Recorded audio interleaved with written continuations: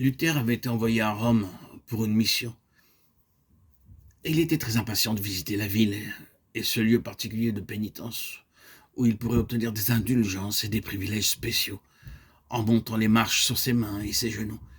Il pensait qu'en s'imposant cette terrible souffrance, il trouverait le repos que procure la justification. Il a essayé et cela est devenu très laborieux. Et quelque chose lui dit, le juste vivra par la foi. Et comme il essayait encore, la voix lui indiqua de nouveau, le juste vivra par la foi. Et comme il gravissait plusieurs marches, l'accent fut mis sur un mot. Le juste vivra par la foi. Romains 1, 17. C'est ce qui l'a conduit à sa conversion et à l'abandon de tout le système romain de la justification par les œuvres. Le juste vivra par la foi. Ce n'est pas notre foi en tant que telle, en elle-même, c'est l'objet de notre foi, l'œuvre du Seigneur Jésus. Nous faisons trop de cas de la mesure de notre foi. C'est l'objet de notre foi qui importe. C'est quand notre foi s'attache à l'objet, à savoir Christ et son œuvre parfaite pour nous. C'est alors que nous entrons dans le repos. Nous ne gravissons plus les marches de pierre sur nos mains et nos genoux. C'est une chose fondamentale pour la vie corporative du peuple du Seigneur. L'élément du manque de repos, l'agitation, l'insatisfaction s'en vont. Et nous avons la paix avec Dieu. Nous avons trouvé l'harmonie. Ce qui est seulement un autre mot pour la paix. C'est le repos. La paix dans la Bible n'est pas une certaine atmosphère, mais l'exact ajustement de tous les éléments, les uns aux autres, en une parfaite harmonie. À la fin du IIe siècle de cette ère chrétienne, peut-être même avant cela, cette chose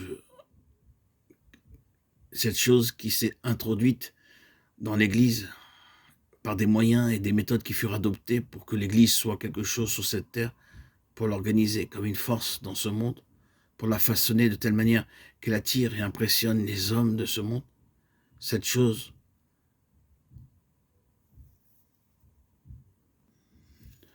où les hommes essaient d'établir leur façon de concevoir sur cette terre pour Dieu,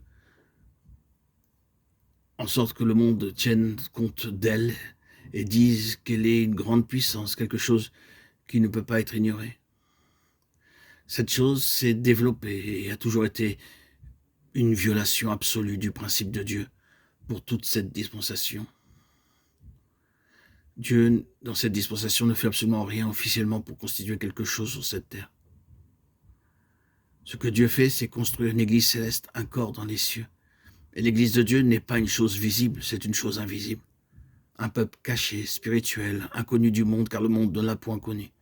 C'est fondamental pour notre unité. Dès que vous aurez tendance à installer quelque chose ici-bas sur cette terre, vous aurez des divisions. Peu importe sa spiritualité, dès que cela touche la terre, vous aurez des divisions. Quand les plus beaux mouvements de Dieu, de vrais mouvements venant du ciel, retombent entre les mains des hommes et deviennent quelque chose sur la terre, la division alors se fait jour. Et vous avez encore plus de sectes. La seule sécurité, c'est de délaisser la terre, c'est de reconnaître ce que Dieu est occupé de faire. Il y aura un témoignage ici-bas dans ce monde, mais il y a une différence entre être un témoignage dans le monde et être une organisation dans le monde. Le Seigneur ne sympathise pas avec les mouvements qui cherchent à installer quelque chose ici-bas sur cette terre. Il fera cela dans la prochaine dispensation, mais pas dans celle-ci.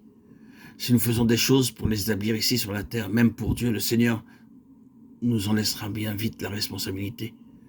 Il n'en prendra pas la responsabilité. Dans cet âge, il prendra la responsabilité de tout ce qui est selon sa propre pensée et qui est absolument céleste.